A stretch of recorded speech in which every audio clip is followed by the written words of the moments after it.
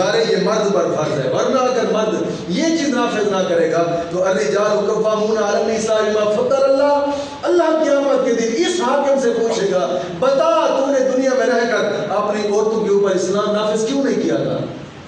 اس لیے تو حدیث پاک ہے نا کہ قیامت کے دن ایک عورت اگر دوزخ میں گئی تو اس کے ساتھ 4 مرد بھی دوزخ میں جائیں گے، جس حدیث کی تشریح میں نے پچھلے جمعہ کی تھی۔ آقا کریم صلی اللہ علیہ وسلم فرماتے ہیں پھر میرا گزر ایک ایسے لوگوں سے گزر ہوا کہ جو جنگل میں قید تھے، آگ جلاتی تھی پھر وہ درست ہو جاتے تھے، پھر ان کو آگ جلاتی تھی پھر وہ درست ہو جاتے تھے، پھر ان کو آگ جلاتی تھی پھر وہ درست ہو جاتے تھے۔ میں نے جبریل سے پوچھا جبریل بتا یہ لوگ کون ہیں؟ تو جبریل عرض کرتے ہیں یا رسول اللہ صلی اللہ علیہ وسلم یہ وہ لوگ ہیں کہ جنہوں نے دنیا میں رہ کر اپنے ماں باپ کی نافرمانی کی تھی، اپنے ماں باپ کی نافرمانی کی تھی دنیا میں رہ کر، یہ وہ لوگ ہیں۔ اللہ کا قرآن فرماتا ہے وَقَضَىٰ رَبُّكَ أَلَّا تَعْبُدُوا إِلَّا إِيَّاهُ وَبِالْوَالِدَيْنِ إِحْسَانًا إِمَّا يَبْلُغَنَّ عِندَكَ الْكِبَرَ أَحَدُهُمَا أَوْ كِلَاهُمَا فَلَا تَقُل لَّهُمَا أُفٍّ وَلَا تَنْهَرْهُمَا وَقُل لَّهُمَا قَوْلًا كَرِيمًا، کہ اپنے والدین کو اف تک بھی نہ کہو، اف تک بھی نہ کہو اپنے والدین کو۔ اللہ کا قرآن فرماتا ہے اور جس نے، اب بات یاد رکھیے گا یہاں پہ ایک بات اور بھی ہے کہ وَبِالْوَالِدَيْنِ احسانًا کہ تم اپنے والدین پر احسان کرو۔ یہاں سے دراصل احسان جوانی میں نہیں ہے، دراصل احسان ہے بڑھاپے میں، کہ جب چونکہ تو چھوٹا تھا تیری انگلی پکڑ کر باپ نے تجھے چلنا سکھایا، تیرے منہ کے اندر لقمہ ڈال کر تیرے جسم کو بڑا کیا، تجھے بولنا سکھایا، تجھے پر اتنے احسانات کیے، اس لیے تو اللہ فرماتا ہے نا کہ یہ ماں باپ مجازی رب ہیں۔ ان کو مجازی رب کیوں کہا گیا؟ کہ رب کا معنی ہوتا ہے پالنے والا، تو انہوں نے ہی اپنے اولاد کو پالا تھا، اس لیے مجازی رب ہے یہ۔ اور اصل ان پر جو احسان ہوتا ہے وہ بڑھاپے میں ہے، کہ جب ان کی عمر اس بچپن کو پہنچ جائے کہ جس بچپن میں تیرا ذہن کام نہیں کرتا تھا، تجھے انہوں نے انگلی پکڑ کر تجھے چلنا سکھایا تھا، آج بڑھاپے میں پہنچے ہیں۔ جوانی میں کیا احسان ہے؟ جوانی میں تو باپ خود کما کر آتا ہے اور بچوں کو کھلاتا ہے، کیا احسان کرنا ہے جوانی میں؟ اصل احسان ہے بڑھاپے میں، کہ آقا کریم صلی اللہ علیہ وسلم نے فرمایا کہ جن کے اوپر ماں باپ راضی ہوگا، ماں باپ کی وہ شخص دعائیں لے لے گا، اللہ رب العزت نے جنت کے اندر جنت الفردوس میں ایک ایسے محلات بنائے ہیں کہ جن محلات میں سے ایک محل اس شخص کو بھی دیا جائے گا جس میں دنیا میں رہ کر اپنے ماں باپ کو راضی کیا تھا۔ ورنہ اچھا ایک حدیث پاک میں 2 واقعات میری نظروں سے گزرے ہیں، اب یاد رکھیے گا ایک باپ کے بارے میں ہے اور ایک ماں کے بارے میں، چونکہ میں اس کی وضاحت بھی کرتا جاؤں۔ آج ہماری دنیا میں ماں کی شان، ماں کی شان، ماں کی شان، ماں کی شان بڑا بڑا بڑا بڑا بیان کر کر کے باپ بیچارہ پیچھے رہ گیا۔ ویسے تو جیسا ماں کا حق ہے ویسا باپ کا بھی حق ہے، دونوں برابر ہیں، دونوں برابر ہیں حق میں۔ یہ نہیں ہے کہ ماں شان میں زیادہ ہے تو باپ شان میں گھٹنا، دونوں برابر ہیں۔ جی اگر ماں کے قدموں کے نیچے جنت ہے نا تو باپ جنت کا دروازہ ہے، جب تک جنت کے دروازے سے نہیں گزرے گا جنت میں کیسے داخل ہوگا؟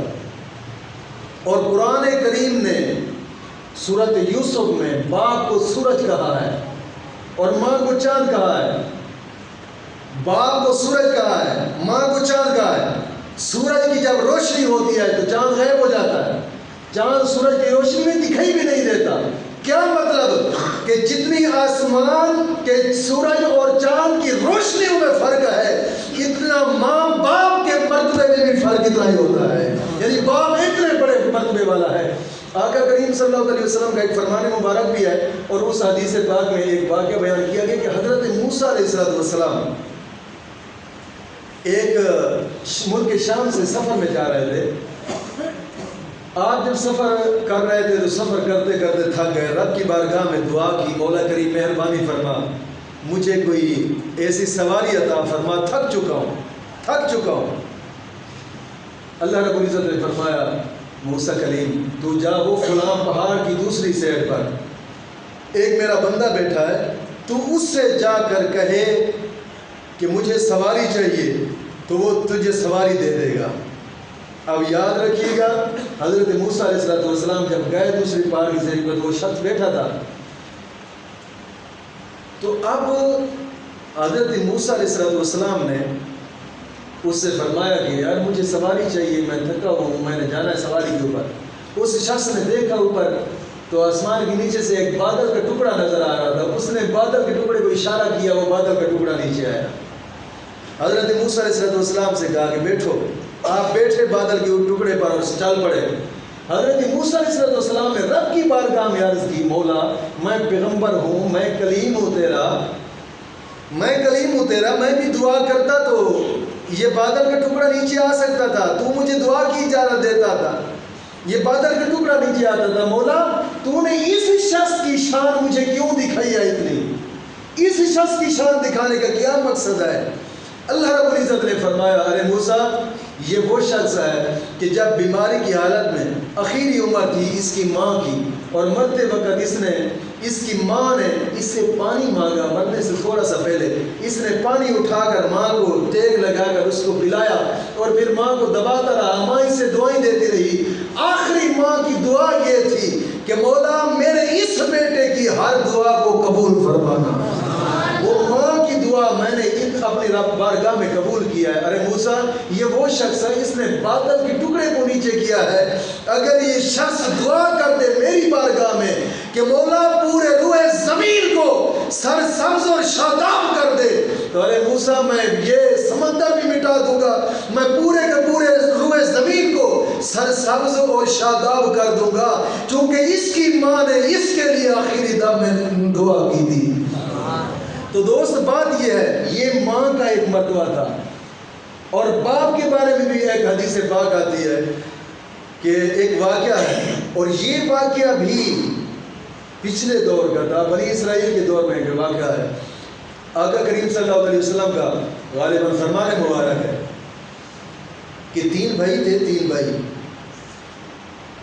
اور جب ماں ان کی فوت ہوئی تو ماں کی زمین تھی ترکہ، باپ کا رقبہ نہیں تھا پیچھے، سب کچھ جو ترکہ تھا وہ ماں کا ہی تھا۔ جب ماں فوت ہو گئی تو ظاہری بات ہے وہ ترکہ تقسیم ہونا تھا، بھائیوں کے اوپر پاس بھی آنا تھا، باپ کے لیے بھی آنا تھا۔ لیکن ایک بھائی ان میں سے تھا، وہ 3 بھائی تھے، ایک بھائی ان کو کہنے لگا کہ بھئی یار آپ مہربانی فرمائیں، یہ جو جتنا مال زر دولت ہے یہ سب تم ہی لے لو، سب چیز تم ہی لے لو، مجھے صرف اور صرف میرا باپ دے دو بس۔ جو 2 بھائی تھے وہ تو بڑے خوش ہوئے، جو چھوٹے 2 بھائی تھے بڑے خوش ہوئے، بھئی یار مال زر ہمیں ملنے لگا ہے، باپ کی خدمت یہ کرتا ہے، کرتا جائے بس۔ انہوں نے کہا ٹھیک ہے یہ سودا ہمیں منظور ہے، اب مال کے پاس رقبے زمیندارے کے پاس تو نہ آنا۔ اس نے کہا ٹھیک ہے مجھے یہ قبول ہے۔ اس نے باپ کی انگلی پکڑی، گھر لے گیا، باپ کی خدمت کرتا رہا، کچھ وقت گزرا تو باپ بھی فوت ہو گیا۔ اب اسی کا تو ایک ہی سہارا تھا باپ کہ جس کی خدمت کرتا تھا، اور دعائیں لینے کا جناب جی اسے شوق تھا کہ باپ سے مجھے دعائیں مل جائیں، باپ سے مجھے دعائیں مل جائیں۔ یاد رکھیے گا 2 چیزیں ہیں، باپ کی تھپکی اور جناب جی باپ کی دعا۔ باپ کی جو تھپکی ہوتی ہے یہ انسان کو دنیا میں کامیاب کر دیتی ہے، اور باپ کی جو دعا ہوتی ہے انسان کو آخرت میں کامیاب کر دیتی ہے۔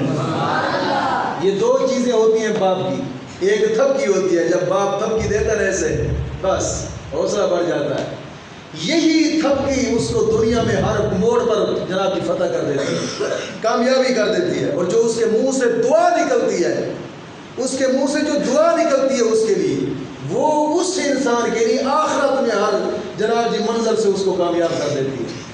یہ 2 چیزیں باپ کی ایسی ہیں، اور ان 2 چیزوں کو ہمیشہ کے لیے لینا چاہیے باپ سے، باپ کے بغل میں رہ کر اس سے دعا لینی چاہیے، باپ کے پاؤں کو دبانا چاہیے، اس کے جناب جی حال احوال پوچھنا چاہیے، اس کے ساتھ کبھی بیٹھ کر جناب جی ہاتھ تقسیم کرنا چاہیے۔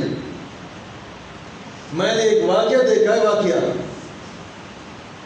اور یہ مظاہر دنیا کا تھا۔ ایک بوڑھا باپ تھا، ڈنڈے پر چل رہا تھا، تو جناب جی موبائل کو ہاتھ لیے پھر رہا تھا، میرا موبائل خراب ہے، میرا موبائل خراب ہے، میرا موبائل خراب ہے۔ ایک بزرگ تھا، اس نے پوچھا وہ عالم دین اس وقت بھی ہے اس دھرتی کے اوپر، اس وقت بھی زندہ ہے۔ اس نے پوچھا اس سے، بابا جی خیر ہے، یہاں ہماری مجلس میں موبائل، یہاں دکانیں کہاں سے آ گئی؟ دکانیں تو بازار میں ہوتی ہیں، جہاں ہم بیٹھے یہاں دکانیں کہاں سے آ گئی؟ وہ بوڑھا ایک ہی بات کہتا ہے، میرا موبائل خراب ہے، میں نے موبائل سیٹ کروانا ہے۔ اس نے پوچھا، بابا جی کیا ہے آپ کے موبائل کا؟ آپ مجھے موبائل دکھائیں۔ جب موبائل دکھا تو وہ 1100 نوکیا تھا، اس نے دکھایا تو اپنے موبائل سے مس کال دی تو کال چلی گئی۔ اس نے کہا، بابا جی آپ کا موبائل تو ٹھیک ہے۔ باپ کہتا ہے، نہیں بیٹا، رونے لگ گیا اور کہتا، بیٹا نہیں، میرا موبائل خراب ہے، میرا موبائل خراب ہے، میرا موبائل اگر ٹھیک ہوتا تو میرے بیٹوں کا فون مجھے ضرور آتا، یہ خراب ہے اس لیے فون نہیں آ رہا۔ اب دکھ درد کو تو وہ سمجھ گئے کہ یار کمال ہے ان بیٹوں کی کہ جو باپ کا حال تک بھی نہیں پوچھتے، کم از کم اگر سفر میں ہیں تو روزانہ کی بنا پر اپنے باپ کا بھی حال پوچھیں یار، اس کے دل میں بھی کوئی دکھ ہوتے ہیں، اس کے دل میں بھی کوئی خیال آتا ہے، اس کی بھی کوئی آرزویں ہوتی ہیں کہ کاش کہ میرا بیٹا میرے ساتھ آ کر پیار سے بولے اور میرے حال ہمار اٹھا لے، پوچھے مجھ سے کہ باپ جی کوئی پریشانی تو نہیں ہے، کوئی معاملات تو نہیں ہے، کم از کم پوچھنا چاہیے یار۔ تو وہ شخص اس نے باپ کو اپنے پاس لیا، گھر لے گیا، خدمت کرتا رہا، وقت آیا باپ فوت ہو گیا۔ جیسے ہی باپ فوت ہوا نا، اب اس کا باپ کے علاوہ تو کوئی اور سہارا نہیں تھا، باپ ہی تھا، باپ ہی دنیا سے چلا گیا۔ اس کو دفنایا، جب آ کر رات کو سویا نا تو کسی کہنے والے نے جناب جی آواز دی خواب کے اندر، یار جہاں وہ فلاں جگہ پر دینار پڑے وہ اٹھا لے۔ جب اسے جا گئی تو کہتا ہے، نہیں یہ میرا حق نہیں ہے، میں اسے نہیں اٹھاؤں گا۔ دن گزر گیا، پھر جب رات آئی پھر اس کو خواب میں کہنے والے نے کہا کہ یار جہاں وہ فلاں جگہ پر 5 دینار پڑے جا اٹھا لے۔ دل میں خیال کیا، نہیں یار وہ میرا حق نہیں ہے، میں نہیں اٹھاتا۔ دن پھر گزر گیا، جب تیسری رات آئی تو کہنے والے کہا نہیں ہے بلکہ اصلی صورت میں آیا۔ وہ آنے والا کون تھا؟ رب کا فرشتہ تھا، اور آ کر کہنے لگا، پیارے اٹھ، وہ فلاں جگہ پر 10 دینار پڑے ہیں، رب تعالیٰ نے تیرے لیے ان 10 دینار میں برکت رکھی ہے، جا۔ تو اس بندے نے اس کہنے والے کی جناب جی زیارت بھی کی، اور جب جا گئی تو وہ بات بھی تو سنی تھی کہ رب تعالیٰ نے اس میں میرے لیے برکت رکھی ہے۔ چل پڑا، 10 دینار بھی اٹھائے۔ اب باپ کی خدمت کی ہے نا، رب تعالیٰ نے فرشتے کی زیارت سے بھی نوازا ہے اور دنیا سے بھی اس کو نوازا ہے، دونوں چیزیں مل گئی ہیں۔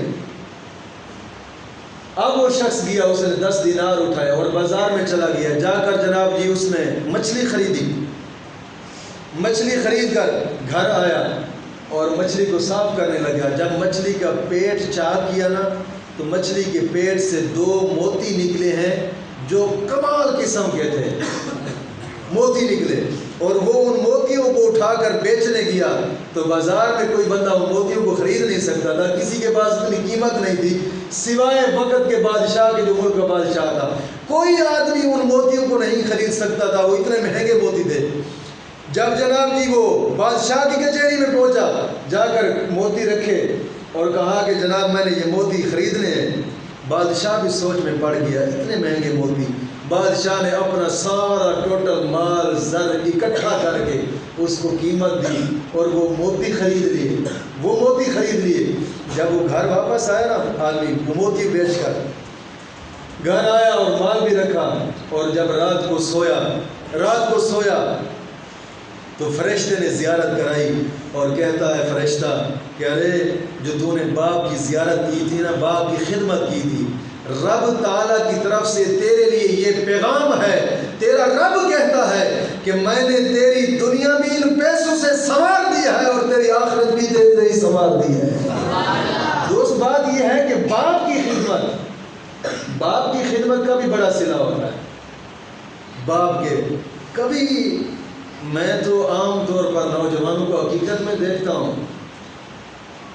کبھی باپ کے نزدیک نہیں آئے ان کی بات میں، اور کبھی آقا کریم صلی اللہ علیہ وسلم کا فرمان مبارک ہے، جس نے دنیا میں رہ کر کوئی شخص اپنا نیت کرتا ہے نا کہ میں دنیا میں رہ کر جناب جی جنت کے دروازے چوموں، وہ چوم سکتا ہے؟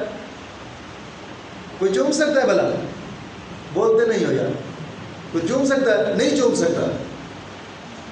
آقا کریم صلی اللہ علیہ وسلم فرماتے ہیں کہ جو شخص یہ کہے کہ میں دنیا میں رہ کر جنت کے دروازے چوموں، حضور نے فرمایا کہ وہ صبح صبح اٹھ کر جا کر اپنے باپ کا پیار سے ماتھا چوم لے، اس نے جنت کے دروازے چوم لیے ہیں.